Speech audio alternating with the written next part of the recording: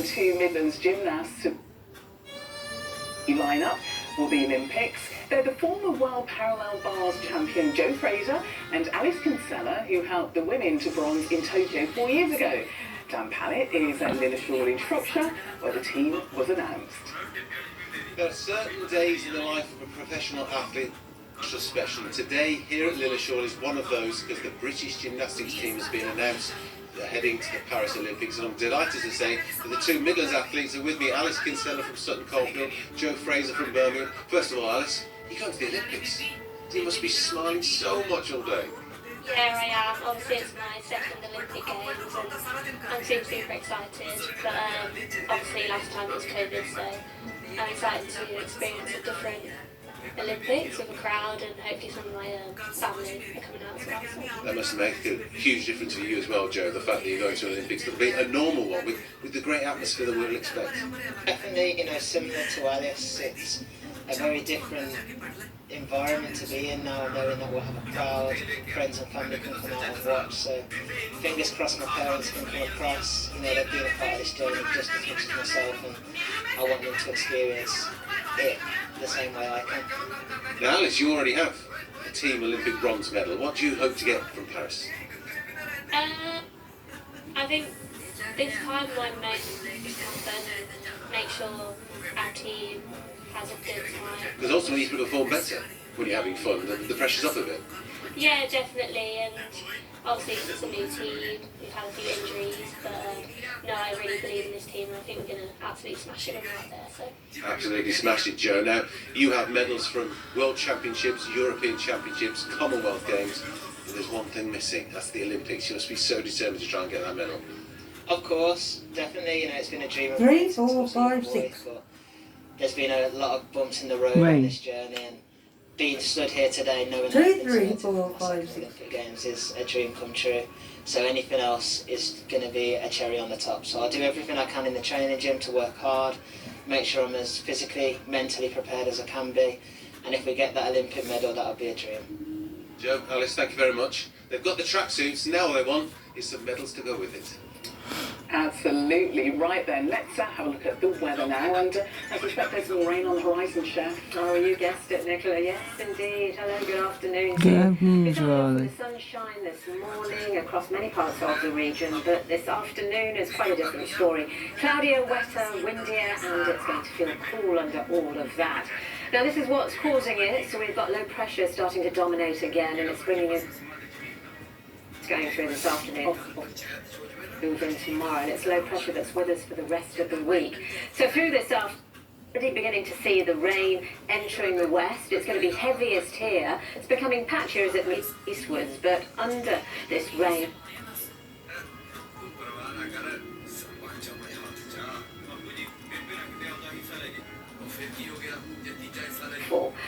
but all of this starts to shuffle off towards the east through this evening, but even behind it, because of that trailing cold front, we'll start to see some showers packing in from the west through tonight. There will be some clearer spells, there'll be some mist patches as well, but look at those temperatures up to around 11 or 10 Celsius, or 12 even tonight, so it's much milder under the clouds. From the southwest. Today, this could gust up to 40 miles. Slightly lighter, but again, we've got another rush of showers moving in from the west, so showery, wet. Okay, Chef, thank you. And that's all from us for now. Nicola will be with you at 6:30 with another of our special election programmes in the run-up to polling day. And that's going to be coming live from Redditch. We do hope, of course, you have a wonderful afternoon. Now it's back to Ben Brown with the BBC News at 1.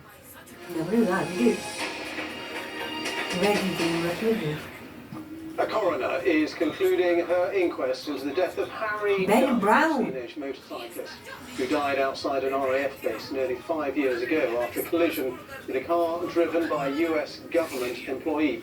Well, Midlands correspondent Phil Mackey is outside Northampton Coroner's Court. That's so far. Few seconds, and the coroner has just conclusion that died in a traffic collision. This is a statement of fact. What we know is that Harry Dunn was right. Brown, look at me. military personnel turned out of it and drove along the wrong side of the road, and there was a head-on collision. But what we will hear, no doubt, from the family in a moment, Yeah, Bobby Brown. continuing concern about the fact that Yeah, I can see that. has never come to this country. Are you comfortable, Harvey Monkey? About what happened on that Are you comfortable, Harvey Monkey? Very. Are you comfortable, Tap Tap now? 2 years ago, she did that by video link. What they were hoping for, Just let me down. family, was that she would appear either by video. Yeah. She didn't. They have said they're unspeakably hurt. They're coming out to make a statement very shortly, and I suspect they will have a lot more to say. Phil, thank you very much indeed. That's Phil Mackey reporting. Oh, pardon me. More than 100 parents of young people who've died in car crashes have come together to campaign for graduated driving licences. Now, these would mean tighter rules for newly qualified drivers, including a zero alcohol and restrictions on how many passengers they can have in their vehicle. Well, our reporter, Abby Smitten.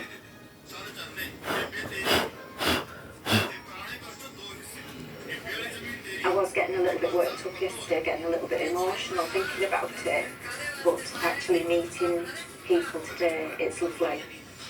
This is probably just a tiny snippet of how many people have actually been a victim of road crashes. Everybody is here with the same objective. It's very moving. These are the forget-me-not families. After months exchanging messages online or video call, walking.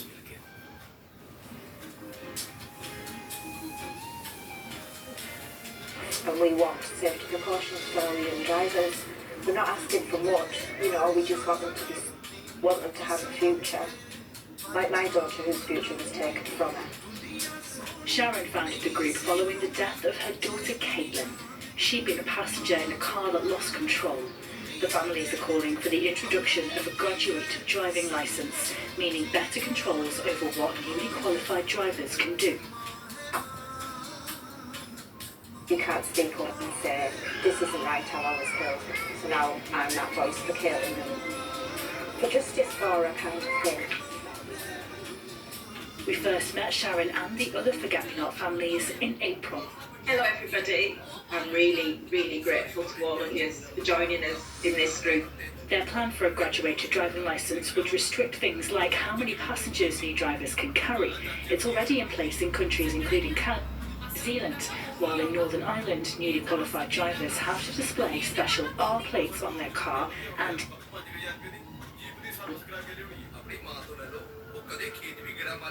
with nearly 100 families part of the group. Finally, they're face to face at last. It's not just what we've been through and the victims' siblings have been through. It's the waste of so many young lives. It's been more than 40 years since Robin and Patsy first started their fight for change, following the death of their son Neil in 1986.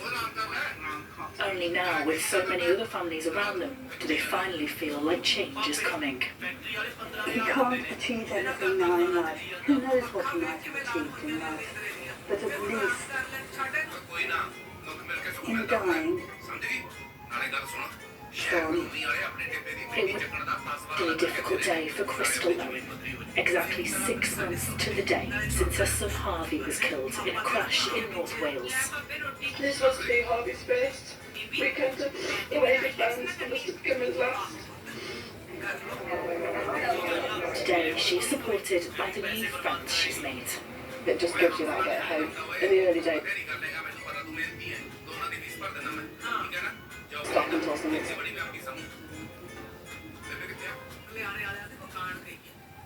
Don't want to be here today, and shouldn't have to be. He should be here enjoying the sun. But instead, you know, this is the only thing I can do. Harvey's love to help people in his life, and I'm hoping that in his name, you know, we can save more lives. A group determined to make change and to support each other through the unimaginable pain of grief and loss, for some still so raw decades on. Abby Smitten, BBC News. Now, the cost of dropping off passengers at most UK airports is going up. by as much as 20% compared to last year. That's according to new research. Almost all airports charge drivers at least £3 for a drop-off, as Ben Boulos explains. Even small charges all add up, and it's another thing you need to budget for when planning your holiday. So we've checked out what it will cost you to park for a short time in an airport drop-off zone this summer. Here's what we found. At Bristol Airport, you will pay £6 for up to 10 minutes, compared to £5 last year. And it was just £1 for 10 minutes pre-COVID. So that is a 500% increase in just 5 years. Similar story over at Gatwick, where you'll pay £6 for 10 minutes there. That is up 20% on last year. Back in 2019, it was free. And regular travellers from Leeds Bradford, 10 minutes in the drop-off zone will now cost an extra 50p compared to last year. One motoring organisation, the RAC, says free drop-offs at airports are now mostly a thing of the past. A few years ago, we had some airports that still offered free drop-off parking, but those are really the days of the past. That's not the case anymore. Airports know they can make revenue from drivers, and that's the reason why they are continuing. Bakers, but a modern-day reality, I'm afraid. Airports say these charges are in place to try and reduce congestion and also to raise money to improve public transport options. So what can you do to keep costs down and try to beat those extra charges? Well, the airports themselves point out that there are usually cheaper parking options available, but these are usually some distance away, so or bus to the a taxi booked instead of driving for the what you're paying to avoid any nasty surprises at the drop-off point. And keep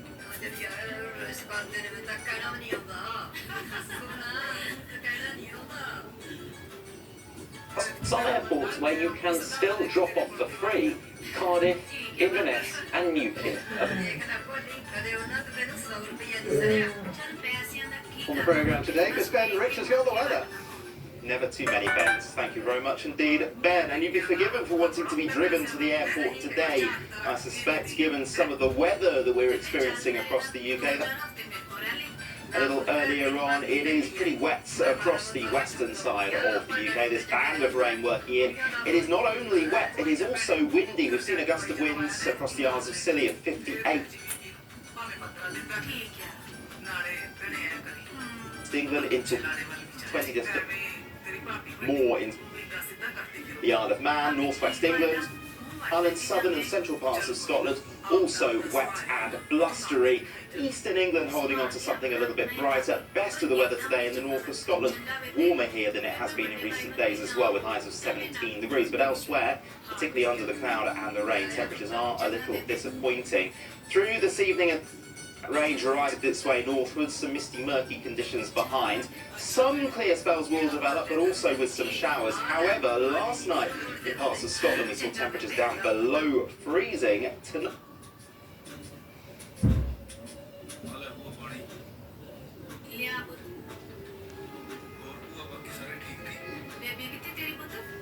of the weekend. So we start tomorrow with some persistent rain across the north of Scotland. It's going to be windy here as well. Elsewhere, yes, also some of them. Some will, with hail and the showers.